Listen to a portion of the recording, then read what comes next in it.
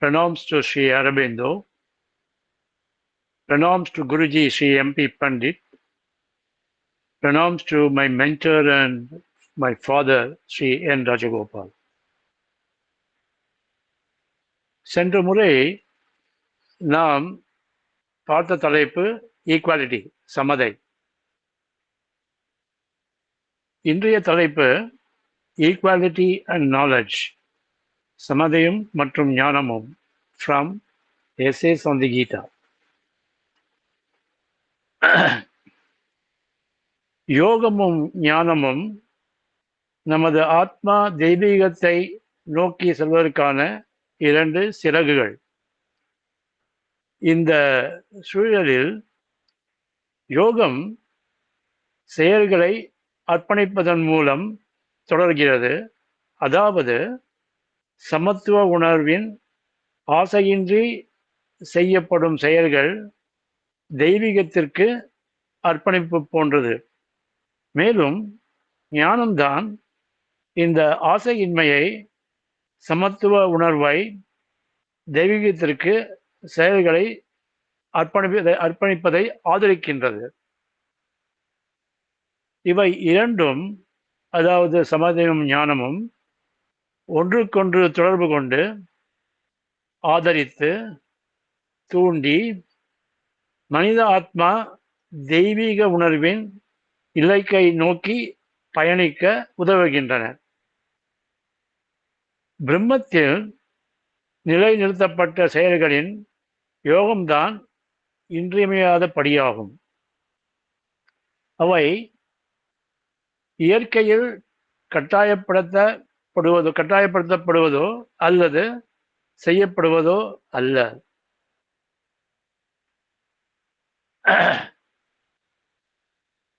தெய்வீக அர்ப்பணிப்பு, the divine consecration என்ற நோக்கில் நாம் செய்கின்ற அனைத்து செயல்களும் கர்மாவை உருவாக்குவதில்லை. These works do not create binding karma. நார்மலா நம்ம எது செஞ்சாலும் அதுக்கு we forge a karma for that. Maybe a good thing or otherwise. We forge a karma for that.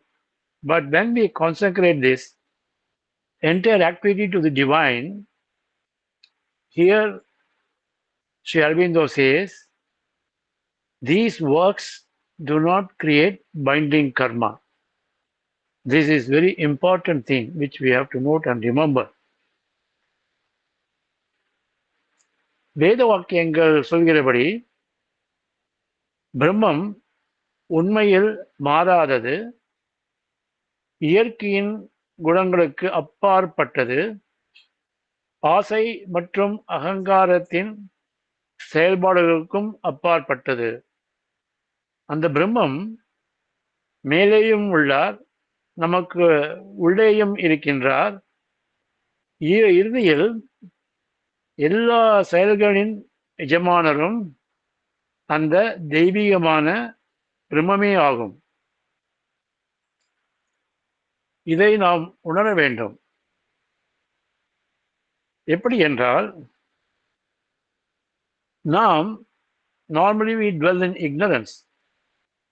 நமது அறியாமையாலும் அதன் நிலைப்பொருளான அகங்காரத்தினாலும் நாம் உண்மையில் செய்பவர் அல்ல, மாறாக அது யாரோ என்பதை நாம் உணர்வதில்லை. That we should realize that we are not the doer. Someone else is doing and we are only an instrument in his hand. இதை நாம் முதலில் உணர வேண்டும். இதை நாம் டிவைன் ஒர்க்கர் என்ற தலைப்பில் ஏற்கனவே பார்த்துள்ளோம். Just a reminder about that. மேலும் இந்த பிரம்மம் கீதை விவரிக்கின்றபடி சமம் பிரம்மா, அனைவருக்கும் இந்த பிரம்மம் சமமானதாகும் என்று கீதை சொல்கிறது. பிரம்மத்தில் உள்ள அடிப்படை உணர்வான இந்த சமதையை கீதையின் யோகத்தை பயிற்சி செய்ய விரும்பும் சாதகர் வளர்த்து தன்னில் ஒரு பகுதியாக அதை ஆக்கிக் கொள்ள வேண்டும். If as a sadhak we want to follow the yoga of the Gita, then this should be equality should be part of our being. We have to develop that habit. இந்த சமத்துவம் நம்முள் உள்வாங்கப்படும் போது அப்போது செயல்கள் வெற்றி பெற்றதா இல்லையா என்பது நமக்கு கவலை இல்லை. ஏனென்றால் நாம் செயல்களின் பலனை மட்டுமல்ல, செயல்களை கூட அர்ப்பணிக்கிறோம். We consecrate the entire work to the divine. ஒரு சாதகர் செயல்களில் எந்த தேர்வையும் செய்வதில்லை. The seeker doesn't select the work. அது அவருக்கு ஒரு பணியாக வருகிறது. It comes as an assignment. நம்ம ஒரு ஆஃபீஸ் ஒர்க் பண்றோம், or we do some business. நம்ம what we think is that we are doing it. I have planned, I have done that. It is not so. No doubt we are the doer. நாம் இதை முயற்சி எடுத்து செய்தாலும் நமக்கு அந்த திறனை கொடுப்பதும் அதை செய்ய வைப்பதும் அந்த பிரம்மமே. அது இந்த சமதை உணர்வு வரும்போது தன்னால் நிகழ்கிறது. So we take this as an assignment. Whatever we get, we think that is our choice, but it is not so. It is our destiny. Divine decides and we get that job. That's all. No doubt your effort was there intellectually, but all these things are planned at that level. இப்பொழுது சமதைக்கான அடிப்படையை வழங்கும் இந்த அறிவு நமது இயல்பில் சமத்துவ குணமாக வெளிப்படுத்தப்படுகிறது. நமது இருப்பின் உச்சத்தில், that is on the heights of our being, இந்த ஞானம் உயர்ந்த சுய அறிவாக போற்றப்படுகிறது. That is called supreme self knowledge. சுய அறிவு, உயர்ந்த சுய அறிவு, supreme self knowledge. யோக சூழலில் கீதையில் பேசப்படும் அறிவை அறிவுசார் அறிவிலிருந்து, that is intellectual knowledge, அதிலிருந்து முற்றிலும் வேறுபட்டதாக நாம் பார்க்க வேண்டும். This is not intellectual knowledge which Gita speaks about.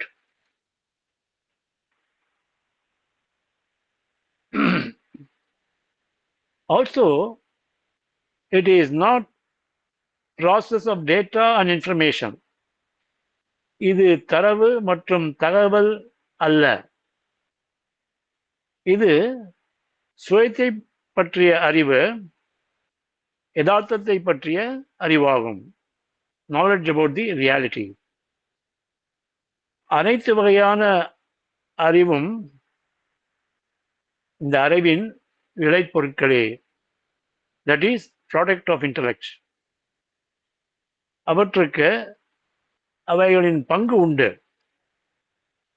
அவை நமது நனவின் வளர்ச்சிக்கு பங்களிக்கின்றன. That is, they do contribute to the growth of our knowledge.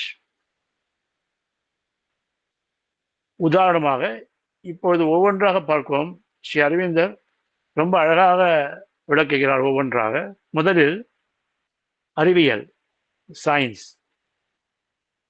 நமக்கு தெரிந்த அறிவியல் இந்த அறிவு அல்ல.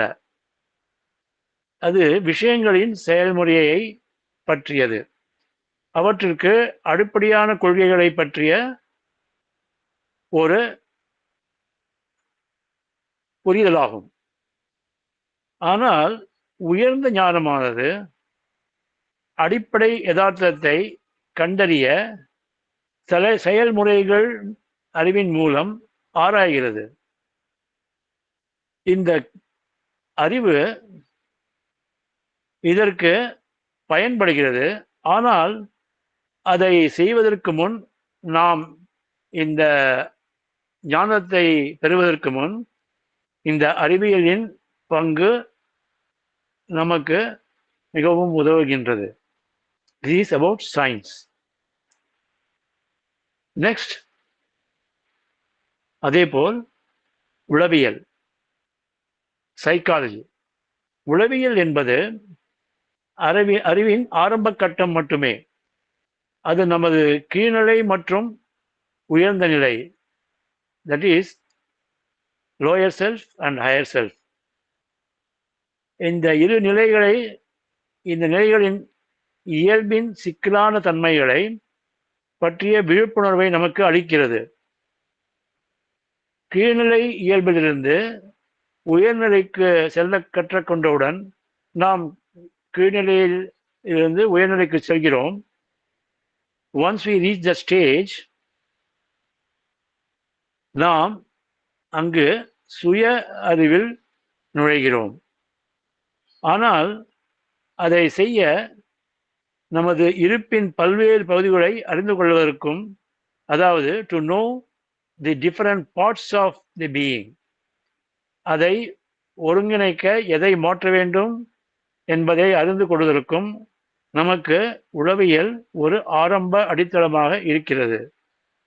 இது the service of psychology. Next comes philosophy. தத்துவமும் அப்படித்தான். இது நம் இருப்பின், that is our existence, பல்வேறு கொள்கைகளை பற்றி விவாதித்து ஒரு புரிதலுக்கு வருகிறது.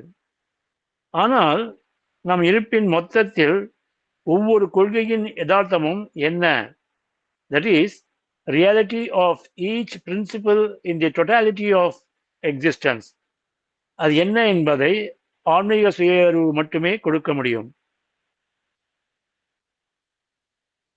Next comes ethics. அதேபோல் நெறிமுறைகள். அறிவின் ஒரு பிரிவாக நெறிமுறைகள் எது நல்லது, எது தீமை, எது பாவம், எது நல்லொழுக்கம் என்றவற்றை மதிப்பிடுவதில் நம் மனதை பயிற்றுவிக்கின்றன. ஆனால் எது சரி, எது தவறு என்பதை அறிந்தவுடன் நாம் ஒரு முடிவை எடுத்து நம்மிடமிருந்தும் நம்மில் உள்ள நேர்மறையான குணத்திலிருந்தும் எதிர்மறை விலக்கிவிடுகிறோம். இது நமக்கு இந்த எத்திக்ஸ், இந்த நெறிமுறையின் சேவையாகும். அடுத்தது அழகியல், எஸ்தெட்டிக்ஸ். அழகியல் என்பது சுயத்தை பற்றிய அறிவு அல்ல என்றாலும் அது தெய்வீகத்தை அழகாக அனுபவிக்க நம்மை தயார்படுத்துகிறது. அழகு மற்றும் நல்லிணக்கம், பியூட்டி அண்ட் ஹார்மனி ஆகியவற்றின் மதிப்பை இந்த அழகியல், that is science of aesthetics, இதனால் நாம் தெரிந்து கொள்கிறோம். மேலும் உலக அறிவு, knowledge of the world, அதை நடைமுறை அறிவு என்று அழைக்கப்படுகிறது. அது சுயத்தை பற்றிய அறிவு இல்லை என்றாலும் அது உயர்ந்த அறிவுக்கு நம்மை தயார்படுத்துகிறது. மனித உறவுகள் அவற்றை நிர்வகிக்கும் பல்வேறு சட்டங்களை பற்றிய ஒரு புரிதலை இது நமக்கு தருகிறது. இந்த மனித உறவுகள்ன்றது, human relationship is very very difficult things which we have seen at length in 4 years ago. February 2020 ஒரு சத்சங் தொடரில் பார்த்தோம். அது மனித உறவுகள்ன்றது. அதில் ஸ்ரீ அரவிந்தரும் த டிவைன் மதர், ரெண்டு பேரும் எப்படி அதை ஹேண்டில் பண்ணணும் அப்படின்றத டாபிக் பை டாபிக் பார்த்தோம். அது probably if you refer to that satsang talk, probably you will know detail about it. Further details you will get from that. So இந்த மனித உறவுகள் எப்படிப்பட்டது என்றால், இதற்கு பின்னால் அடிப்படையான ஒன்று, ஆளும் ஒன்று எவ்வாறு இருக்கிறது என்பதை புரிந்து கொள்ள இந்த நாலெட்ஜ் ஆஃப் தி வேர்ல்டு, நடைமுறை அறிவு நமக்கு உதவுகிறது. இதன் பின் உயர்ந்த அறிவின் உதவியால் நாம் உலகில் தெய்வீகத்தின் செயல்பாடுகளை புரிந்து கொள்ளத் தொடங்குகிறோம். எனவே மனித அறிவிலிருந்து நாம் தெய்வீக அறிவு மண்டலத்திற்குள் நுழைகிறோம். இதை வேர்ல்டு நாலேஜ். இதுக்கப்புறம் what we do is we enter into the realm of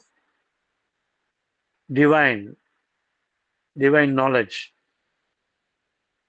இங்கே இந்த உயர்ந்த அறிவின் உதவியால் நாம் உலகின் தெய்வீகத்தின் செயல்பாடுகளை புரிந்து கொள்ள தொடங்குகிறோம். எனவே இங்கேதான் மனித அறிவிலிருந்து நாம் தெய்வீக அறிவு மன்றத்திற்குள் நுழைகிறோம். இவை அனைத்தும் உண்மையான அறிவுக்கு ஆயுதமாகும். மேலும் மனம் என்பது mind. What's our mind? He says, மனம் என்பது மேலே உள்ள இந்த அறிவின் பிரதிபலிப்பாகும். That is, mind is the reflector of this knowledge above the mind. அதுதான் பகவான் ஸ்ரீ அரவிந்தர் கூறுகிறார். இதைத்தான் உபனிஷத் அபராவித்யா என்று அழைக்கிறது. இதுவரைக்கும் நாம் பார்த்த அறிவுகள் எல்லாம் அபராவித்யா. இது பராவித்யாவிற்கு தயாராகும் கீழ்நிலை அறிவு. அபராவித்யா என்பது கீழ்நிலை அறிவு, பராவித்யா என்பது உயர்நிலை அறிவு. ஆனால் இந்த கீழ்நிலை அறிவியல்கள் அடிப்படை இல்லாமல் உயர்ந்த அறிவான பராவித்யாவை பெற முடியாது. இது உபனிஷத் வாக்கியம். கீழ்நிலை அறிவு ஒவ்வொன்றும் வாழ்க்கையின் சூழலில் இன்றியமையாத ஒன்றாகும். எப்படி நாம் முதல்ல குழந்தை பிறக்கிறது, அப்புறம் play school, then LKG, UKG, first standard, 10th standard, college, அதுக்கப்புறம் பிஹெச்டி பண்ணோம், PhD, IIT, whatever is that. ஆனால் அந்த first standard to 10th standard, 12th standard வரைக்கும் பண்ணாமல் அது போக முடியாது. அதே மாதிரி தான் இந்த ஆல் திஸ் சயின்ஸ், இந்த அறிவியல்கள் எல்லாமே, அறிவியல் எல்லாமே அபராவித்யா. அது இல்லாமல் பராவித்யாவை தெரிந்து கொள்ள முடியாது என்கிறது உபனிஷத். இந்த அறிவை, அதாவது இந்த உயர்ந்த அறிவை நாம் எவ்வாறு பெறுவது? அடுத்த கேள்வி, we have to get that knowledge, இல்லையா? அது எவ்வாறு பெறுவது? அது எங்கேருந்து வருகிறது என்றால், அந்த அறிவை பார்க்கும் ஞானிகளிடமிருந்து வருகிறது. ஞானிகள் என்பவர்கள் யார்? ஞானிகள் என்பவர்கள் உயர்ந்த அறிவை காண்பவர்கள். வேதம் அவர்களை திருஷ்டாரா என்று அழைக்கிறது. அவர்கள் அறிவுத்திறனை வளர்த்துக் கொள்வதில்லை. they don't intellectualize. அவர்களுக்கு தெளிவான பார்வை உள்ளது. அதனால்தான் அவர்கள் ஞானிகள் என்று அழைக்கப்படுகிறார்கள். ஆனால் ஒரு ஞானி ஒரு அறிஞரிடமிருந்து வேறுபட்டவர்.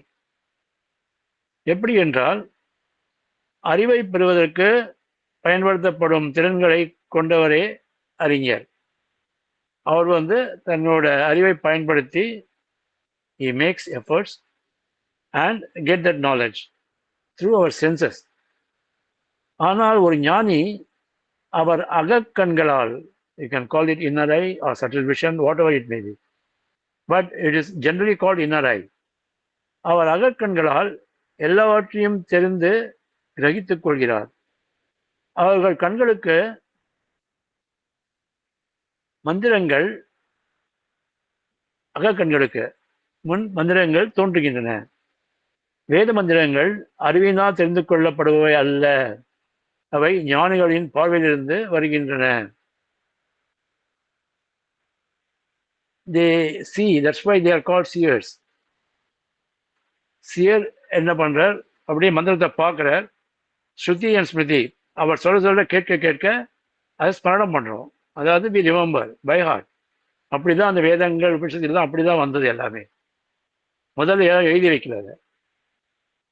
இப்போ அது நம்மளோட வசதிக்காக இப்போ பிரிண்ட்ல வந்திருக்கு. அதுவும் கேள்வி ஞானத்தை வந்து தான் அதை வச்சு எழுதி நம்மளுக்கு வர்றது கிடைக்கிறது ஃபார் அவர் பெனிஃபிட். இந்த மந்த்ரா ஞானிகள் பார்க்கும்போது வேதங்கள் அப்படிதான் தோன்றின என்கிறது வேதங்களும் உபனிஷத்துகளும் நம்ம புராணங்களும். இப்போ I would like to quote something from commentaries on Sri Aurobindo's thought by Sri M.P. Pandit. அதில் our Vedas are meaningful ஒரு எழுதுகிறார். Veda is meaningful. அதில் ஒரு இடத்துல mother says, just I read out that what mother says, how each time Sri Aurobindo uttered a hymn to Agni, she saw Agni actually present. These facts of experience testify to the truth that Vedic mantras are not poetical compositions, but words of power. They are described as sound bodies of deities to which they relate. They are replete with the consciousness and power of the deity concerned and serve as words of call. Meaningfully uttered with faith, they act as channels of communication. The mantra reveals its secret to him who is purified, bathed in the fire of tapasya. என் தெரிஞ்ச வரைக்கும் தமிழாக்கம் பண்ணிருக்கேன். Just I read out that also. Shri Aravindar ஒவ்வொரு முறையும் அக்னி மந்திரத்தை உச்சரிக்கும் போது அங்கே அக்னி இருப்பதை அன்னை காண்கிறார். இந்த அனுபவ உண்மைகள் வேத மந்திரங்கள் கவிதை வடிவம் அல்ல, ஆனால் சக்தி வாய்ந்த வார்த்தைகள் என்பதற்கு சாட்சியம் அளிக்கின்றன என்கிறார். அவை தொடர்புடைய தேவதைகளின் ஒலி உடல்களாக விவரிக்கப்படுகின்றன. அவை சம்பந்தப்பட்ட தெய்வத்தின் உணர்வு மற்றும் சக்தியால் நிரம்பியுள்ள அழைப்பு வார்த்தைகளாக செயல்படுகின்றன. அர்த்தம் புரிந்து நம்பிக்கையுடன் உச்சரிக்கும் போது அவை தொடர்பு வழிகளாக செயல்படுகின்றன. மந்திரம் தூய்மையடைந்து தபஸ்யா என்னும் நெருப்பில் நீராடியவருக்கு மட்டுமே தன்னை வெளிப்படுத்துகிறது. That's why they are called Drishtara. அது வேதங்கள் கூறுகிறது. இது மதர்ஸ் எக்ஸ்பீரியன்ஸ் அபவுட் தி வேத மந்திரஸ். ஆனால் பெரும்பாலும் உண்மையாகவே இந்த அறிவு மேலிருந்து மற்றும் உள்ளிருந்தும் வருகிறது. இந்த வகையான அறிவு புலன்களுக்கு அப்பாற்பட்டது. இந்த உயர்ந்த அறிவை உருவாக்குவதில் புலன்களுக்கு எந்த பங்கும் இல்லை. This knowledge is beyond intellection. மேலும் பார்ப்போம். நமக்கு ஒரு திறவு கிடைக்கிறது. திறவு கிடைத்து once we have the opening, மனம் உயர்ந்த அறிவை பெற்று பிரதிபலிக்க அனுமதித்தவுடன் நமக்கு அதில் முழு நம்பிக்கை வேண்டும். Here Sri Aurobindo wants. Should have full faith in that. மேலும் அதுதான் உயர்ந்த அறிவு என்ற நம்பிக்கையும், அதுதான் உண்மை அறிவு என்ற நம்பிக்கையும் இரண்டும் வேண்டும். But what he says, that certainty we lack at our level where we function at the logical mind. அதாவது தர்க்க ரீதியான மனத்துடன் நாம் செயல்படும் போது நமக்குள் அந்த உறுதி, அந்த நம்பிக்கை குறைகின்றது என்கிறார். நமக்கு எப்போதும் சந்தேகங்கள் இருக்கும், நாம் தவறுகள் செய்கிறோம், மேலும் அறியாமை நிலையில் அது உண்மையில் அவசியம் என்று ஸ்ரீ அரவிந்தோ சுட்டிக்காட்டுகிறார். Yes, when we dwell in ignorance we do commit mistakes, but அதுதான் நடக்கும்ன்றார் ஸ்ரீ அரவிந்தர். அதை நாம் கடந்து செல்ல வேண்டும் என்கிறார். சந்தேகமும் அபநம்பிக்கையும் அதன் பங்கை கொண்டு உள்ளது. பட் நாம் அவைகளை கடந்து சென்று நமக்கு அசைக்க முடியாத நம்பிக்கை நமக்குள் உருவாக்கி கொள்ள வேண்டும் என்கிறார். இந்த நீண்டகால நம்பிக்கை தான் நமக்குள் இருக்கும் உயர்ந்த அறிவை சந்தேகத்திற்கு இடமில்லாமல் தெளிவுபடுத்துகிறது. That with strong conviction we will have that. Once we cross this ignorance stage, definitely then we get the confirmation. Yes, this is the right thing. This is the right knowledge we have. This is the higher knowledge. அந்த நம்பிக்கை நமக்குள் எப்போதும் இருக்க வேண்டும் என்கிறார். But it will lead to that once we reach that stage. மேலும் கீதை அறிவு என்னும் வாளால் அனைத்தையும் வெட்டுவது பற்றி பேசும்போது நம் மனதில் உள்ள சந்தேகங்கள், அவநம்பிக்கை, பிழைகள் மற்றும் பிழைகளின் மரபு ஆகியவற்றை விளக்குவதிலிருந்து குறிப்பிடுகிறது. அறிவு என்னும் வாள் இவை அனைத்தையும் கிள்ளி எறிகின்றது என்கிறது கீதை. இந்த வாளைத்தான் கீதை ஞானாசினா என்று அழைக்கிறது. இந்த உயர்ந்த அறிவான ஞானம் தோன்றும் போது, when we get the higher knowledge, அந்த ஞானம் நம்மளுக்கு வருது.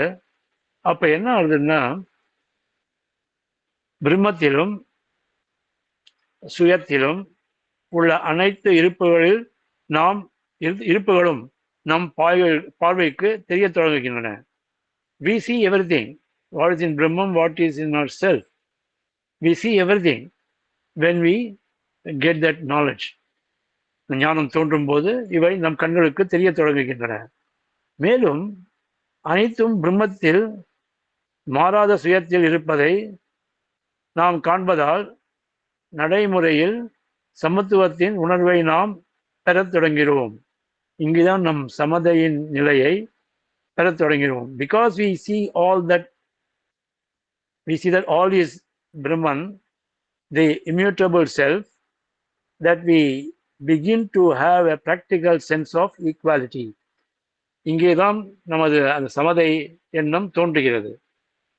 நாம் இந்த சமதை நிலையில் வந்தவுடன் தாழ்ந்தவர், உயர்ந்தவர், பாவமுள்ளவர், நல்லவர் என்று வேறுபடுத்தி பார்ப்பதில்லை. ஆனால் அடிப்படை அர்த்தத்தில் நடைமுறை நோக்கங்களுக்காக, ஃபார் ப்ராக்டிக்கல் பர்பஸ், உண்மையில் உறவுகளில் வேறுபாடுகள் உள்ளது. That is there. But when we reach the stage of equality, இந்த சமதை ஸ்டேஜ் வரும்போது, we don't differentiate between good person and bad person. அதை நம்ம just like that we treat the good and the bad as same, not in treatment, but we see them. Why? Because we are going to see that. இங்க ஸ்ரீ அரவிந்தர் what he points out, ஒரு பாவியிடம் கூட, மிக கொடிய செயலை செய்வதனும் கூட தெய்வீகம் இருக்கின்றது என்பதை கீதை மிக தெளிவாக கூறுகிறது என்று ஸ்ரீ அரவிந்தர் கூறுகிறார். அதாவது ஒரு பாவ செயலை செய்யலாம், கொடிய செயலை செய்யலாம், அவனிடம் கூட தெய்வீகம் இருக்கிறது என்பதை கீதை சொல்கிறது என்கிறார் ஸ்ரீ அரவிந்தர். மேலும் further he argues, எந்த நம்பிக்கையில், எந்த மதத்தில் அல்லது தத்துவத்தில், which philosophy, கடவுள் நல்லவர்களிடமும் பாவிகளிடமும், அதாவது தீயவர்களிடமும் இருக்கிறார் என்று கூறுகிறது. அவர் மேலும் கூறுகிறார், யாரிடத்திலும் தெய்வீகம் இருப்பதை காணாமல் கண்களை மூடிக்கொள்ள உங்களுக்கு உரிமை இல்லை என்று அவர் கூறுகிறார், பகவான் கூறுகிறார். இங்கேதான் சமத்துவ மனப்பான்மை உருவாகிறது. This produces an attitude of equality. அவர் பகவான் ஸ்ரீ அரவிந்தரோட டேல்ஸ் ஆஃப் பிரசன்ட் லைஃப்ல எழுதும்போது அவர் சீஸ் வாசுதேவா எவ்ரிவேர். அவர் சொல்ற, I see Vasudeva even in the misused bodies of the criminals. Criminal கூட நான் வாசுதேவரை பார்க்குறேன்றார். அது அவரால் பார்க்க முடியும், நம்மளால் பார்க்க முடியுமா தெரியாது. For that we have to reach that height. We have to do that. Every day in day out we have to struggle for that, to reach the stage. அது ஈக்குவாலிட்டி வரணும். அது ஈக்குவாலிட்டி வர்றதுக்கு எவ்வளோ நம்ம கஷ்டப்பட வேண்டியிருக்கு. We saw the divine worker. And last செஷன்லையும் பார்த்தோம் ஈக்குவாலிட்டி எப்படி ஸ்டேஜில் ஒன்றா வருது, how do we reach the stage, அதுவும் பார்த்தோம். இப்போ ஃபர்தராக அந்த நாலேஜ் பற்றி பேசுகிறோம், ஈக்குவாலிட்டி அண்ட் நாலேஜ். வேறொரு இடத்தில் ஸ்ரீ அரவிந்தரிடம் ஒரு சாதகர் ஒரு கேள்வி கேட்கிறார். இப்போ ஸ்ரீ அரவிந்தர் சொல்றார், ஈவன் அவர் என்ன சொல்றாருன்னா, பிரசன் அலிப்பூர் ஜெயிலில் இருக்கும்போது ஐ சி லார்ட் வாசுதேவா ஈவன் இந்த மிஸ்யூஸ் பாடிஸ் ஆஃப் தி கிரிமினல்ஸ்ன்றார். இப்போ அதை பற்றி போய் ஒரு கேள்வி கேட்கிறார் சாதகர். ஒரு மனிதன் தீயவன், அவன் தவறான செயல்களை செய்கிறான் என்று தெரிந்தால் அவனிடம் தெய்வீகத்தை காண வேண்டும் என்று நீங்கள் எப்படி எதிர்பார்க்கிறீர்கள்? How can you expect? இந்த கேள்வி சாதகரோட கேள்வி, நம்ம எல்லோரோட கேள்விதான் அது. Because it is impossible to see the divinity in a criminal. Can you say the divinity in a criminal? This is difficult. அதுக்கு நம்ம மனசை தயார்படுத்தணும். அதுக்கு அந்த ஸ்டேஜ் தான் போகணும். சமத்தை ஈக்குவாலிட்டியை தாண்டி போகணும், குணங்களை தாண்டி போகணும். All this things are there. But this question is very pertinent. Sri Aravindar அவர் கேட்கும்போது இவருடைய பதில் என்னன்னா, இதற்கு ஸ்ரீ அரவிந்தர் கூறுகிறார், அவனுடைய வெளிப்புறம் தீமையில் ஈடுபடுகிறது. His form is involved in all those activities. ஆனால் நீங்கள் அதையும் தாண்டி ஆழமாக சென்று உள்ளே உள்ள தெய்வீகத்தை உணர வேண்டும் என்று பதிலளிக்கிறார். அது நம்மளுக்கு ஒரு கேள்வி வரும், இஸ் இட் ஹியூமன்லி பாசிபிள்னு. He says, yes, it is possible, provided we should go to that level. இதெல்லாம் நம்மளுக்கு ஒரு step by step is giving us. எப்படி போனோம், இதுக்கு அடுத்து எங்கே போனோம் ஒன்றுன்னா சொல்கிறார். இப்போ சயின்ஸ் பற்றி டிஸ்கிரைப் பண்ணார், ஒவ்வொரு சயின்ஸும் அதோட சர்வீஸ் சொல்கிறார். அதுக்கப்புறம் when we reach the stage of equality, அந்த சமதை வரும்போது அந்த knowledge, when we get that supreme knowledge, அந்த தெய்வீகம் நம்மளுக்கு கண்ணுக்கு தெரியும் போது அது பிரம்மம் என்னென்ன பார்க்கிறோம், we will see that. Every one of us will see that when we reach that stage. Sri Aravinda is having no doubt on that. அவரோட எக்ஸ்பீரியன்ஸ் தான் நான் சொல்றாரு. இப்போ you have to come to this stage there, because we have to transcend our human life to the life divine. அதான் அவரோட இதுவே. So all of us one day we will be go to a stage, but when is a $1 million question, because it may take births, several births, hundreds, thousands, millions, we do not know. Preparation we have to start now. Whatever be the stage, நம்ம இப்பவே அதை start பண்ணாதான் we can further improve, further progress in this yoga. In the next birth we will start from where we have left in this birth. அதான் சொல்றேன். ஒருத்தர் கேட்க 80 வயசுல நான் 80 வயசு ஆச்சு இப்போ ஸ்டார்ட் பண்ணலாமான்னு கேட்குறேன். ஒய் நாட் அப்படின்றார். You start now, even it's not too லேட்ன்றார். 80 இன்னும் 10 வருஷம் இருப்பியா, இரு, அதில் ஃபுல்லாக நீ பண்ணு. Who knows? But divine grace is there, and you are so sincere, your aspiration, surrender, faith, everything is there. Even you may realize in this birth itself. 10 years, suppose 90 தான் அவருக்கு இருக்குன்னா 10 years தான் you can realize. Indirectly, that's what he says. Why not? அப்படின்றார் அந்த கேள்விக்கு. So இந்த அவர் சொல்ற இது என்ன, you have to go behind you go into that form தாண்டி போன்ற, beyond the form, you go beyond the form, see inside him there is divinity. ஏன்னா அவனுக்குள்ள ஒரு ஆத்மா தான் இருக்கு. அந்த ஆத்மாவின் காரணம் யார்? பரமாத்மா தான். அந்த பிரம்மம் தான் எல்லாத்துக்குமே காரணம். பட் நமக்கு ஒரு கேள்வி வரும், பிரம்மம் தான் எல்லாத்தையும் படிச்சாங்கன்னா why this suffering, why all these things, different attitudes, good people, bad people, evil. அதுவும் பிரம்மத்தோட ஒரு லீலை தான் சொல்லலாம். It may be a divine plan, we do not know. When we reach that level, we will know that. When we reach that level, we won't question all those things. அது மாதிரி தான் ஆகுது. Now, இப்படி அவர் சொல்லி அதுக்கு பதில் சொல்றாரு. You have to go beyond his form and see the divinity in him. But is it possible? நம்ம ஸ்டேஜ் இருக்கும்போது அது நடக்குமான்னு கேட்கு அவரே சொல்றார், இதற்கு மிகுந்த பொறுமையும் ஆன்மீக ஒழுக்கமும் தேவை. You require patience and spiritual discipline. இது டெஃபினட்டா யூ require these things. ஆனால் இப்போ இன்னொன்று சொல்றார் அவர், நாம் அனைவரையும் ஒரே மாதிரியாக கையாள வேண்டுமா என்ற கேள்விக்கு ஸ்ரீ அரவிந்தரின் பதில் இல்லை. ஈக்குவாலிட்டி, நான் ஏதாவது ஒன்னா பார்க்கிறேன், ஆனால் ஒரே மாதிரி தான் நான் கையாள வேண்டுமா என்றால் இல்லை என்கிறார். தீமை அழிக்கப்பட வேண்டும், தீமை அதன் சொந்த மட்டத்திலேயே எதிர்கொள்ளப்பட வேண்டும் என்கிறார். ஏனெனில் அவ்வாறு செய்வதன் மூலம் when we do that, உண்மையிலேயே தீமையை செய்பவருக்கு நாம் சேவை செய்கிறோம் என்கிறார். How is it? When we are going to fight with that person, and suppose you are killing that person, you are doing a service to him there. அதாவது அவரோட explanation என்னன்னா, அதுக்கு ஒரு தீய மனிதனை நீ வீழ்த்தும் போது அவனுடைய உண்மையான நலன்கள் நிறைவேறுகின்றன. படைப்பில் உயர்ந்த நோக்கிற்காக, அதாவது கடவுளை நோக்கிய உணர்வின் மேல் நோக்கி வளர நீ அவனுக்கு சேவை செய்கிறாய் என்கிறார் ஸ்ரீ அரவிந்தர்.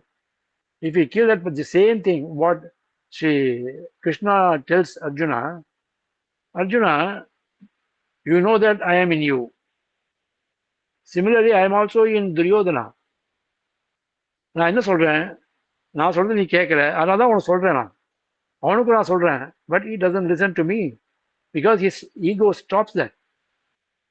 That's the problem. There's a difference between you and him. நீ அவனை கொல்லுன்னு தான் சொல்றேன். You have to kill him, but you should not question me. ஏன் கொலை பண்ணா பாவம் வருமானது நான் அப்புறம் சொல்றேன். Whether you have a karma for that or not, I will further let you know on that அப்படின்ற. இப்போ இதை கொல்லணுன்றார், அவனுக்கு அதனால நல்லது நடக்கிறதுன்றார். அப்போ பகவான் கிருஷ்ணர் இதுதான் சொல்லும்போது சொல்றார், இவர் அரவிந்தர் சிறந்திக்கு எழுதும்போது கிருஷ்ணர் என்ன சொல்றார் அர்ஜுனனுக்கு, நீ பகைவர்களை கொன்று ராஜ்யத்தை அனுபவிக்க வேண்டும் அர்ஜுனா என்கிறார். இது உன் கடமையின் ஒரு பகுதியாக கருதி அவர்களை கொல்ல வேண்டும் என்கிறார். இது ஒரு துணிச்சலான அணுகுமுறை மட்டுமின்றி நமது பகுத்தறிவு மனதை திருப்திப்படுத்தும் விளக்கமாகும். Because he is doing the wrong thing, so he deserves the treatment. If he has to be killed, he has to be killed, that's all. Because he is on the wrong side. தர்மத்தை ஒழிச்சு அதர்மத்தையே இது பண்ணணும்னு பார்க்குறான். So you have to do that. நான் தான் அவன் சொல்கிறேன், நான் தான் உனக்கு சொல்கிறேன், நீ சொல்கிறத கேட்குற, நான் சொல்கிறது நீ கேட்குற, அவன் சொல்கிறது அவன் கேட்க மாட்டேன் நான் சொல்கிறது, அவ்வளோதான். There's only difference between you and him. Don't hesitate, kill him. அப்போ இந்த ஜஸ்ட் கர்மா பற்றி சொல்லிடுற அதுலேயும் ஒரு இது என்னன்னா, அவன் பயப்படுறான். கர்மா இவ்வளோ பேரை கொல்லணும், பீஷ்ம பிதாமக, துரோணாச்சாரியா, குரு எல்லாரையும் கொல்லணும், ரிலேட்டிவ்ஸ் எல்லாரையும் கொல்லணும், இதுக்கு உண்டான பாவங்கள் எனக்கு வந்து சேராதான்றான். அவர் சொல்ற, நீ ஒரு க்ஷத்ரியன், you have to do that, you have to wage the war against the hostiles. இது வந்து தீய சக்திகள் அசுர சக்தியை ஒழிக்கிறது தான் அவனோட வேலையே. And you have to just establish Dharma here. அதுக்கு தான் நம்ம வந்திருக்கோம் இங்கே, குருட்சேத்திரம் வர்றதே அதுதான். நீ டோன்ட் கொஸ்டின் மீ, உனக்கு இந்த சந்தேகத்தை நான் சொல்கிறேன், யூ won't have any கர்மா. இவங்களை கொல்றதுனால உனக்கு ஒரு கர்மாவும் வராது, கர்மா உன்னை தீண்டாது. This is my assurance. Suppose if you don't fight and put down this hostile forces, then you forge a கர்மான்றார். இது இவர்களை கொல்லாவிட்டால்தான் உனக்கு கர்மா வரும் என்கிறார். அதுவும் கூட சொல்கிறார். That's what Sri Aurobindo says here. It has to be met at its level. தீய சக்தியை அதே மட்டத்தில் ஒழிக்க வேண்டும்ன்றார். You have to do it. Don't think twice about it. You will not have karma. அது மாதிரி பண்ணும்போது இங்கே தான் he talks about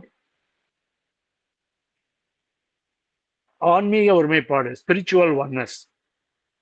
இந்த ஒன்னஸ் என்னன்னா ஜென்ரலாக அதை பற்றி பார்த்துருவோம். One is dictionary on Sri Aurobindo's yoga. அதை பண்டிட்ஜி ஒரு புக் கம்பைல் பண்ணுறாரு. ஏன்னா ஸ்ரீ அரவிந்தரோட வேர்ட்ஸ் தான் சிலதெல்லாம் ரொம்ப புதுசாக இருக்கும். டிக்ஷனரி மீனிங் இருக்கும், ஆனால் டிக்ஷனரி மீனிங்கோட நம்ம இதை படிக்கும்போது it may not give you proper context வராது. அது அப்போ we have to refer to this book which gives a spiritual meaning of what he meant in that particular place, in that context. அது என்னன்னா, when he defines oneness with all is an internal realization, but it does not necessarily impose the same dealing with all.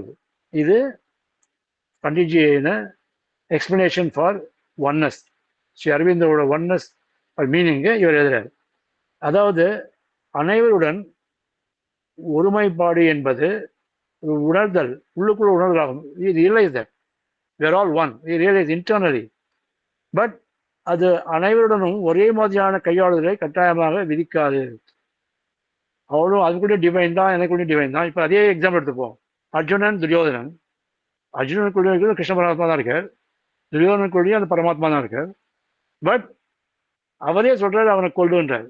So இந்த oneness doesn't stop him. அவன் உணர்றான் அவனுக்குள்ள இருக்கிறது பரமாத்மா தான். அதனால அவன் கொல்லாமல் இல்லை, கொல்லாத இவரே கொல்ல சொல்ற, அவன் கொல்றான், துரியோதன பீமன் கொல்றான். Ultimately is kill. அவ்வளவுதானே அது. அது மாதிரிதான் இந்த oneness. when he talks about spiritual oneness here, he says தெய்வீக சமத்துவம், சமம் பிரம்மா, பிரம்மம் எல்லாவற்றிற்கும் சமமாக உள்ளது என்பது வேதாந்த ஞானமாகும். That is Vedantic knowledge. இப்போ ஒன்னஸ், ஸ்பிரிச்சுவல் ஒன்னஸ் பற்றி பார்த்தோம். இவரோட டெஃபினிஷன் சமம் பிரம்மா, தெய்வீக சமத்துவம். இது எல்லோருக்கும் பொதுவானது. Is equal to all. இன்னொன்று சாந்தோக்கியபனிஷத் சொல்றது சர்வம் கல்விதம் பிரம்மா. அதாவது நாம் காணும், கேட்கும், தொடும் மற்றும் நினைக்கும் அனைத்தும் பிரம்மத்தின் வடிவமே. அவர் எல்லா இடங்களிலும் இருக்கிறார். சுயம் எல்லா இடங்களிலும் இருக்கிறது. That is here he is not meaning the psychic, he is talking about the ஜீவாத்மா, which is eternal, and psychic is also eternal. But ஜீவாத்மா என்னன்னா, it doesn't take birth. It presides over the psychic, and psychic in turn presides over life, mind and body. So in the பிரம்மம் எல்லா இடங்களிலும் இருக்கின்றார், சுயமும் எல்லா இடங்களிலும் இருக்கின்றது. நீங்கள் சுயத்தில் நிலைத்திருக்கிறீர்கள். ஓகே, இந்த உலகத்தை பற்றியோ வேறு இடங்களில் என்ன நடக்கிறது என்பதை பற்றியோ நாம் கவலைப்பட வேண்டாம். Once we reach this stage. ஆனால் கீதையின் சிறப்பு என்னவென்றால், நாம் ஒருமைப்பாட்டு அறிவிலிருந்து தெய்வீக வாழ்க்கைக்கு முன்னேறுகிறோம். அதுதான் நாம் இங்கே இப்பொழுது we just proceed from the Vedantic knowledge of oneness to a divine living. அந்த தெய்வீக வாழ்க்கைக்கு நாம் முன்னேறுகிறோம். அது என்னவென்றால், நம் வாழ்க்கையில் நாம் உழைக்கிறோம். உழைத்து ஆத்மாவின் இன்பத்தால் நம்மை மூடிக்கொள்ளாமல் உலகில் தெய்வீக நோக்கத்திற்காக, தட் இஸ் லோக சங்கிரகா, நாம் நமது சக்திகளை உலக நலனுக்காக செலவிடுகிறோம். இந்த this is what is called இந்த Vedantic knowledge is put to practical use. அந்த வேதாந்த ஞானம் கிடைக்கிறது, அதை நம்முடன் நிறுத்தி கொள்ளாமல் இந்த உலக நன்மைக்காக அதை பயன்படுத்துகிறோம். அது இஸ் வெரி இம்பார்ட்டன்ட். இந்த ஒன்னஸ் பற்றிய அறிவு, இந்த ஒருமைப்பாடு பற்றிய அறிவு, அந்த அறிவுள்ள ஒருவரின் செயல் தெய்வீக நோக்கத்தை நிறைவேற்றுவதற்காக, உலக நன்மைக்காக செயல்படுகிறது. இந்த ஞானம் அவருக்கு இருப்பதால் தான் அது சாத்தியமாகிறது என்கிறார் ஸ்ரீ அரவிந்தர். ஒருமை பற்றிய இந்த அறிவை எந்த ஒருவரில் பிரம்மத்தின் அமைதியும் சக்தியும் ஒருங்கிணைக்கப்படுகின்றன, அவருக்கு அந்த ஒருமைப்பாடு அவருக்குள் இருந்தால் இந்த பிரம்மத்தின் சக்தி, பிரம்மத்தின் அமைதி, இவை இரண்டும் அவருக்குள் ஒருங்கிணைக்கப்படுகிறது.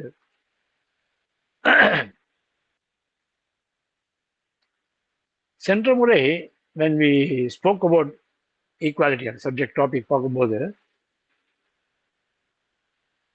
3 வகையான மனப்பான்மைகளை பற்றி பார்த்தோம். அவை என்னவென்றால், 1 எதிர்ப்பு இல்லாமல் சகித்துக் கொள்ளும் மனப்பான்மை, 2 விஷயங்களில் நிலையற்ற தன்மையை உணர்ந்து என்ன நடக்கிறது என்பதில் ஆர்வமற்று இருக்கும் தத்துவ மனப்பான்மை, 3வது எது நடந்தாலும் கடவுளின் விருப்பமாக வரும் அனைத்தையும் ஏற்றுக்கொள்ளும் மனப்பான்மை. இந்த 3 மனப்பான்மை பற்றி போன சத்சங் டாபிக்ல பார்த்தோம். இந்த 3 மனப்பான்மைகளிலும் கீதையின் சமநிலையை ஸ்ரீ அரவிந்தர் சுட்டிக்காட்டுகிறார். Now he talks about these 3 attitude. இந்த இதில் கீதையோட இந்த ஈக்குவாலிட்டி எப்படி சமதி எப்படி இதில் வருதுன்னு எக்ஸ்பிளைன் பண்றார். இன்ப துன்பங்களை சமமாக பாவிக்கும் அறிவினால் நமது சகிப்புத்தன்மை நமக்கு அமைதியை தருகிறது. ஓகே, ஒரு துன்பமோ இன்பமோ நம்ம ஈக்குவலா அதை ட்ரீட் பண்றோம், அதனால ஒரு அமைதி இருக்கிறது. Because we are not agitated, ரெண்டுமே ஈக்குவலாக ட்ரீட் பண்ணுறோம். ஸோ இன்பம் வந்தாலும் நம்ம ரொம்ப மகிழ்ச்சி அடைவதில்லை, துன்பம் வந்தாலும் நாம் சோர்ந்து விடுவதில்லை. இது ரெண்டும் இல்லாமல் அது ஒரு வகையான அமைதியை தருகிறது, நம்மளுக்கு ஒரு அமைதியை தருகிறது. இது ஒரு உன்னதமான அமைதி என்று அழைக்கலாம், அவ்வளவுதான். But that is not the liberated Joy. உலக தொடர்புகள் நம்மிடம் வரும்போது நமக்கு அதில் பங்கேற்பதில் இந்த மகிழ்ச்சி கிடைப்பதில்லை. அங்கே அமைதி என்பது, இங்கே அமைதி என்பது ஒரு பங்களிப்பு மட்டுமே, just a contributory factor, that's all. But this liberated joy is possible only when we have the spiritual knowledge. அந்த ஆன்மீக ஞானம் வரும்போது தான் we get this liberated joy. அங்கதான் we get that joy. Another, இன்னொன்று என்ன சொல்றாருன்னா, when we saw about this stoic knowledge, that is இன்ப துன்ப நடுநிலை கோட்பாடு, this is called stoic knowledge. Stoic peace, நடுநிலையோடு இருக்கும் அமைதி. The peace is not disturbed, whatever may be the outcome. இவை இரண்டும் நம்மிடையே நீடிக்கும், ஏனெனில் நாம் அதற்கு தகுதி பெற்றுள்ளதால் இயற்கை நம்மை இந்த அமைதியை பெற அனுமதிக்கின்றது. It allows us to enjoy this. ஆனால் ஆன்மீக ஞானம், இந்த ஆன்மீக ரீதியில் விடுதலை பெற்ற மனிதன் சமூகத்தின் அல்லது இயற்கையின் சம்மதத்தை சார்ந்து இல்லாத சுதந்திர மனிதனாக இருக்கின்றான். That's the difference. He doesn't depend on the society or on the nature. The Gita lifts stoic knowledge to a higher level. இன்னும் மேலே எடுத்து செல்கிறது. அதேபோல் இந்த தத்துவார்த்த ஆர்வமின்மையின் மனப்பான்மை, தட் இஸ் philosophical indifference, அமைதியை தருகிறது. ஆனால் ஆன்மீக மகிழ்ச்சி அல்ல. This is not spiritual happiness. He says, though it gives you peace, but it doesn't give you the spiritual happiness. ஆர்வமின்மைக்கு பதிலாக கீதை எல்லாவற்றிலும் கடவுளின் மீது அன்பு வைக்க கற்பிக்கின்றது. It teaches love everything. கடவுள் இருப்பதால் நாம் உலகை அன்புடன் தழுவுகிறோம். இது கீதையோட டீச்சிங். எது நடந்தாலும் கடவுள் சித்தம் எனும் மனப்பான்மையில் சமர்ப்பிப்பும் சகிப்புத்தன்மையும் உள்ளது. Okay, that we accept. இது என்ன பண்றோம்? எல்லாம் கடவுள் சித்தம் விட்டுறோம். ஆனால் அதுவும் நல்லதுதான். ஆனால் கீதையின் வரும் சரணாகதி சுய அர்ப்பணிப்பு சமர்ப்பிப்பை விட மேலானது என்கிறார் ஸ்ரீ அரவிந்தர். கீதை சொல்ற சரணாகதி it is still higher than நம்ம சமர்ப்பிக்கிறதும் கான்சன்ட்ரேட் பண்றதும், தென் நம்ம எது இருந்தாலும் கடவுள் சித்தம் என்று சொல்றதும் அதோட ஜாஸ்தி இதுன்ற நெக்ஸ்ட் லெவல். இது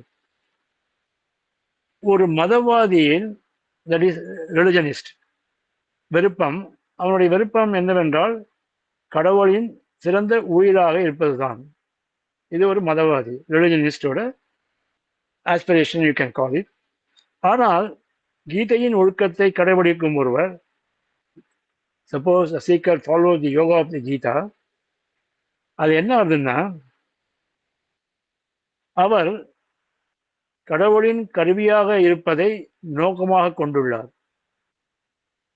மேலும் அவர் ஊழியராக இல்லாமல் மாறாக பிரம்மத்துடன் அடையாளத்தை அடைபவராக இருக்கின்றார். அவர் அந்த அடையாளத்தின் காரணமாக பிரம்மத்தின் சக்தி அவர் மூலம் ஒரு கருவியாக செயல்படுகிறது. When we reach that level, the power of Brahman, it works through this seeker, this person. இதுவரைக்கும் நம்ம மக்கள் மீதான அணுகுமுறை, உலகத்தின் மீதான அணுகுமுறை பற்றி பார்த்தோம். ஆனால் மற்றவர்கள் நம்மீது ஏற்படுத்தும் செயல்பாடுகளால் வரும் தாக்கத்தை எவ்வாறு எதிர்கொள்வது? இது இம்பார்ட்டன்ட் கொஸ்டின். ஓகே, நம்ம இன்னொருத்தரை பார்த்து நம்ம ஒதுங்கிடுறோம், இல்லட்டா whatever we have to do, we do that as advise by Sri Aurobindo, we do that.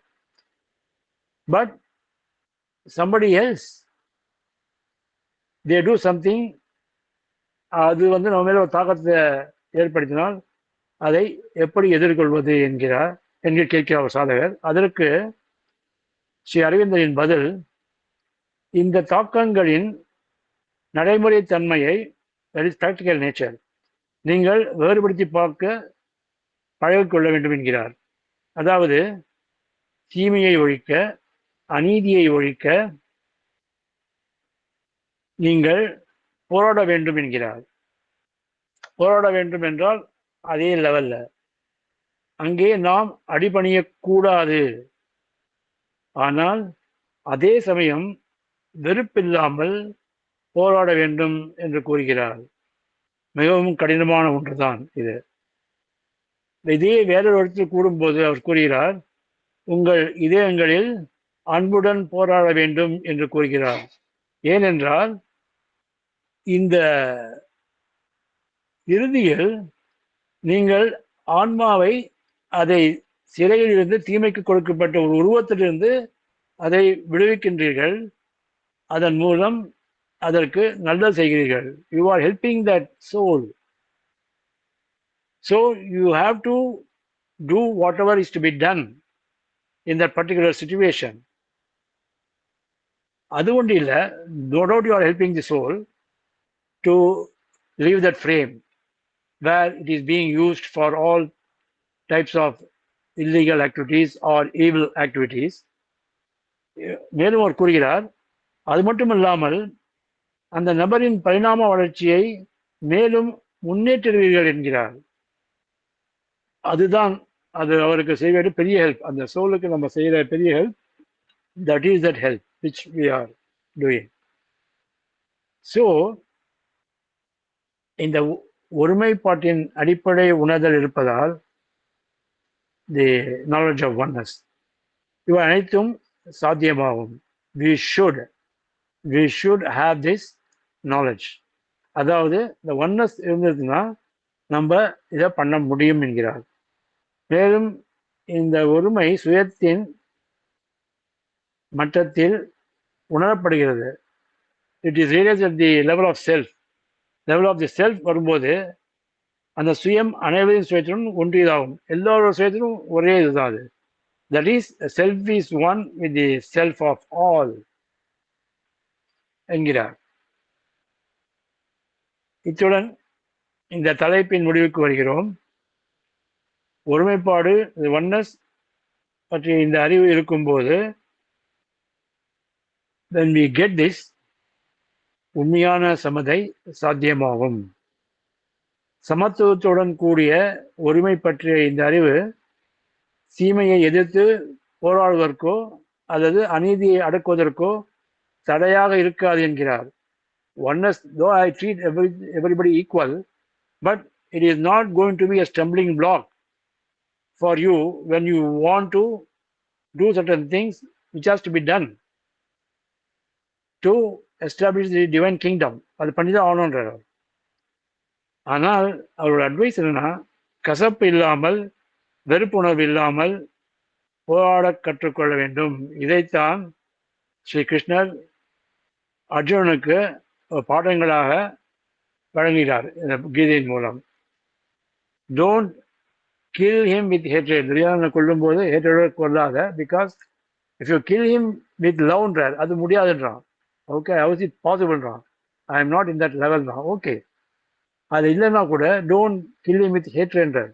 If you do that, you are no doubt hurting Duryodhana, killing him, but you are hurting me also because I am also in him. அதை நான் எனக்கு அதை என்னை அது காயப்படுத்துகிறது என்கிறார். அந்த செயலை நீ செய்வாயான்னு கேட்கிறது இல்லை என்கிறான். ஸோ அவன் ஹேட்டரோட கொல்லலை, ஆனால் லவ்வோடையும் கொல்லலை. he wants him to kill him with love, but he could not do it. அவர் சொல்ற ஹேட்டர் அட்லீஸ்ட் அதுதான் முடியலன்னா ஹேட்டரோட கொல்லாதேன்றார். வெறுப்பு மனப்போட அவனை கொல்லாதே. நீ என்னை வெறுக்கவில்லை என்பது உண்மையானால் அவனை வெறுப்பு மனப்போட கொல்லக்கூடாது என்கிறார். This is what Sri Krishna says to Arjuna, and we have to take a cue from this, is that நம்மளுக்கு எவ்வளோ பேர் கெடுதல் பண்ணிருக்கலாம், அதையும் we should leave it to the divine, nothing else. But at the same time, we have to think that we should reach that level. Aspiration should be, our aspiration should be to reach that level of equality. And the knowledge, equality போகும்போது the knowledge automatically வரும். When we get that knowledge, everything is possible. Thank you very much, Chairman sir. Mr. Shivakumar, over to you. Thank you sir, thank you. As usual, நிறைய விஷயங்கள் நாங்கள் இன்னைக்கு தெரிஞ்சுக்கிட்டோம். இந்த equality and knowledge என்னன்னா, equality and knowledge both are complimentary. Equality and knowledge ரெண்டுமே பார்த்தோம் அப்படின்னா, சமதை அண்ட் ஞானம் இரண்டும் வந்து ஒரு சேரதான் போகும், கலந்தே இருக்கும், இணைந்தே இருக்கும். இது ஒரு அடிப்படை உண்மை, இதை தெரிஞ்சுக்கணும். உயர் ஞானத்தை பெற வேண்டும், ஹையர் நாலேஜ் வேண்டும் என்றால் நிச்சயமாக நமக்கு வந்து அந்த சமதை வேண்டும், ஈக்குவாலிட்டி வேண்டும். அப்புறம் நிறைய இந்த நம்மளுடைய இந்த வேலையை பற்றி நிறையா சொன்னீங்க. அதாவது வெதர் எல்லா காரியங்களும் கர்மாவை தோற்றுவிக்குமா என்றால், அர்ப்பணிக்கப்பட்ட வேலை வந்து அந்த கர்மாவை தோற்றுவிக்காது அப்படின்னு சொன்னீங்க. Concentrated work doesn't forge a karma அப்படின்னு சொன்னீங்க. அப்புறம் பிரம்மனை பற்றி பேசும்பொழுது என்ன சொன்னீங்க, அது no doubt it is beyond nature, beyond Prakriti, but it is also within us in all activities. Brahman வந்து சமம் பிரம்மம்.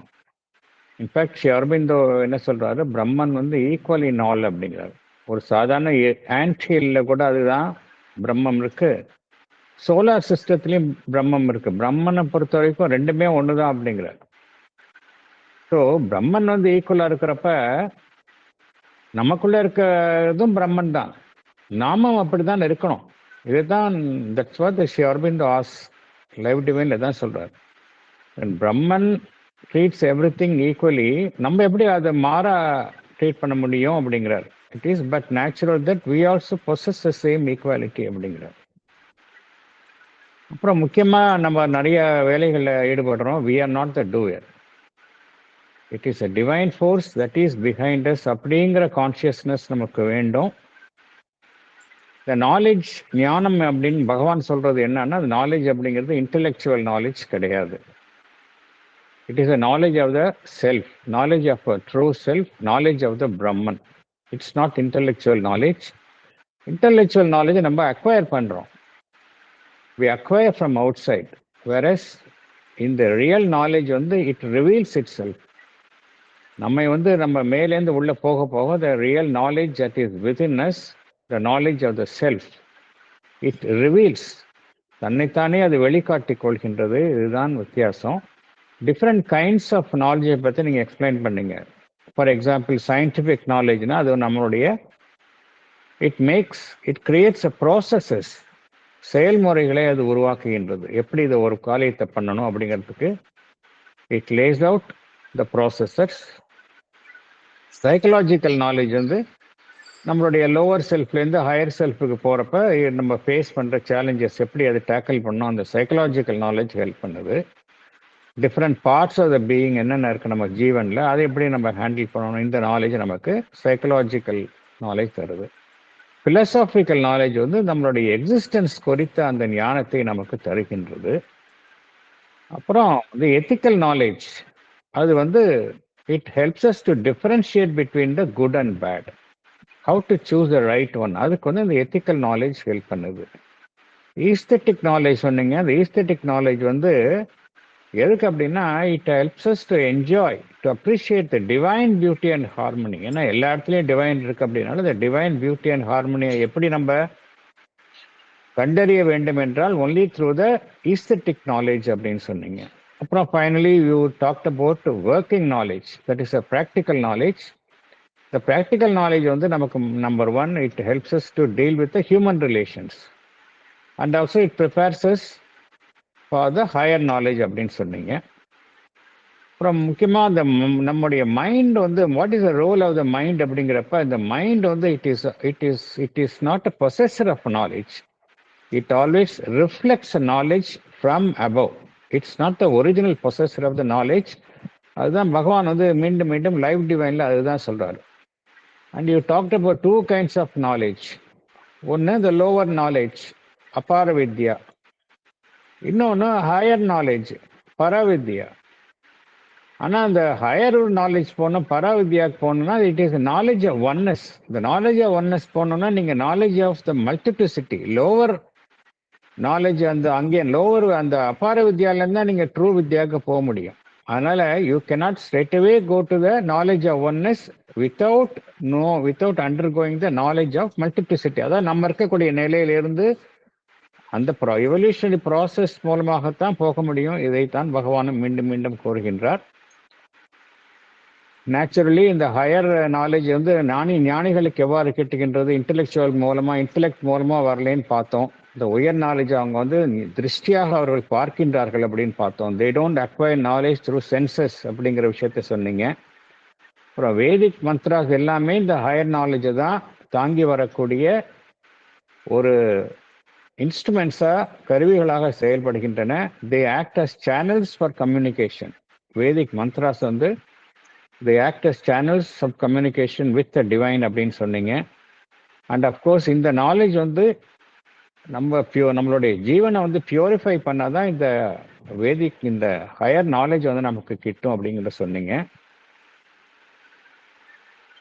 இந்த ஈக்குவாலிட்டின்னு சொல்லும்பொழுது ஈக்குவாலிட்டி என்ன அப்படின்னா, ஏன்னா இந்த பிரம்மன் வந்து பார்த்தோம் அப்படின்னா, நம்ம வெளியில வந்து இந்த பார்க்கக்கூடிய விஷயங்கள் எல்லாம் நம்ம வந்து வி சி த சேஞ்ச், காலத்திற்கும் இடத்திற்கும் உட்பட்ட மாறுதல்களை தான் நாம் பார்க்கிறோம். ஆனால் இந்த மாறுதலுக்கு பின்னால இருப்பது இந்த இம்யூட்டபிள் செல்ஃப், இந்த இம்யூட்டபிள் பிரம்மன். ஒன்ஸ் அந்த நாலேஜ் நமக்கு வந்துச்சு அப்படின்னா நேச்சுரலி அதன் விளைவாக நமக்கு ஈக்குவாலிட்டி வரும். அந்த கருத்தையும் நீங்க சொன்னீங்க. நேச்சுரலி நம்ம வந்து அந்த ஈக்குவாலிட்டி சமதை வந்துருச்சு அப்படின்னா நமக்கு டிஃபரன்சியேஷன் இருக்காது. குட் அண்ட் பேட் அப்படிங்கிற டிஃபரன்சியேஷன் இருக்காது. நம்ம will try to see the divine in the sinner also அப்படின்னு சொன்னீங்க. அப்புறம் எப்படி ஒரு கிரிமினல் கிட்ட வந்து நம்ம டிவினிட்டி பார்க்க முடியும் அப்படிங்கிற கேள்விக்கு பகவான் என்ன சொல்றாரு அப்படின்னா, நீங்க as long as you look at him from outside, naturally you will see only the criminal. But if you go deep within him, naturally you will see the divinity with him. இந்த கருத்தையும் நீங்கள் சொல்லியிருக்க. அப்புறம் ஈவில வந்து அதுக்காக தண்டிக்காம விட்டுறதா அப்படிங்கிறத பகவான் வந்து இட்ஸ் வெரி கிளியர். அதாவது அகிம்சை அப்படிங்கிற பேரில் நம்ம வந்து தீயவர்களுக்கு எதிர்த்து போராடாமல் இருப்பதும் தவறு அப்படிங்கிறார். அப்படி பண்ணீங்க அப்படின்னா naturally we create more harm, we create more evil அப்படிங்கிறார். ஸோ ஈக்குவாலிட்டி அப்படின்னா அதுக்காக ஈவில வந்து நம்ம வந்து பாராமுகமாக இருக்கக்கூடாது. It has to be tackled at its own level. இந்த கருத்தையும் சொன்னீங்க. பட் என்ன அப்படின்னா அந்த ஈவில் தான் டிஸ்ட்ராய் பண்ணணுமே ஒழிய, but not the person. We should not carry any hatred while destroying the evil. அந்த கருத்தையும் சொன்னீங்க. அதே போல் அந்த ஒன்னஸ் அப்படின்னா என்ன அர்த்தம் அப்படின்னா, the oneness at the level of the spirit, spiritual oneness தான் இங்கே மீன் பண்ணுறோம். பிகாஸ் the soul வந்து எல்லார்கிட்டையும் ஒன்றா இருக்கு. The moment I realize a soul within myself, I also realize a soul within everybody. Then naturally that spiritual oneness comes. இதில் இந்த Vedantic knowledge அதுதான். வேதாந்திக் நாலேஜை வந்து நம்ம வந்து we have to put into practical use அப்படிங்கிற கருத்தையும் நீங்கள் பகிர்ந்து கொண்டீர்கள். கீதாவுடைய ஈக்குவாலிட்டி பற்றி நீங்கள் பேசுனீங்க. கீதாவுடைய ஈக்குவாலிட்டி அப்படின்னு என்ன அர்த்தம்? அப்கோர்ஸ் நோ டவுட் நம்ம சஃபரிங் அண்ட் ப்ளஷர் இது ரெண்டுக்குமே நம்ம இன்டிஃபரெண்ட்டாக இருக்கிறது ஒன்று. இந்த ஸ்டோயிக் ஈக்குவாலிட்டி அப்படின்னா சொன்னீங்க.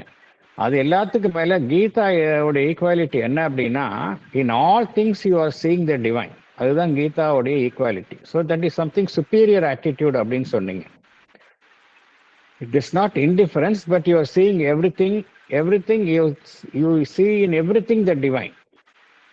இதுதான் இந்த கீதாவுடைய ஈக்குவாலிட்டி. கீதாவுடைய சரண்டர் வந்தது அப்படின்னா தான் இந்த கீதாவுடைய ஈக்குவாலிட்டியை நம்ம வந்து எக்ஸ்பீரியன்ஸ் பண்ண முடியும் அப்படிங்கிறத சொன்னீங்க. நேச்சுரலி ஹவு டு ஃபேஸ் மற்றவங்கள்டேருந்து வரக்கூடிய அந்த இம்பேக்ட்ஸ், நெகட்டிவ் இம்பேக்ட்ஸ், அட்டாக்ஸ் எப்படி ஃபேஸ் பண்ணுறது அப்படிங்கிறதுக்கு naturally we have to face without hatred.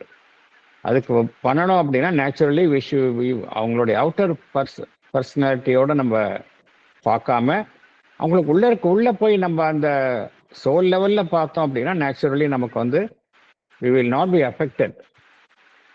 ஏன்னா what is being affected is our ego.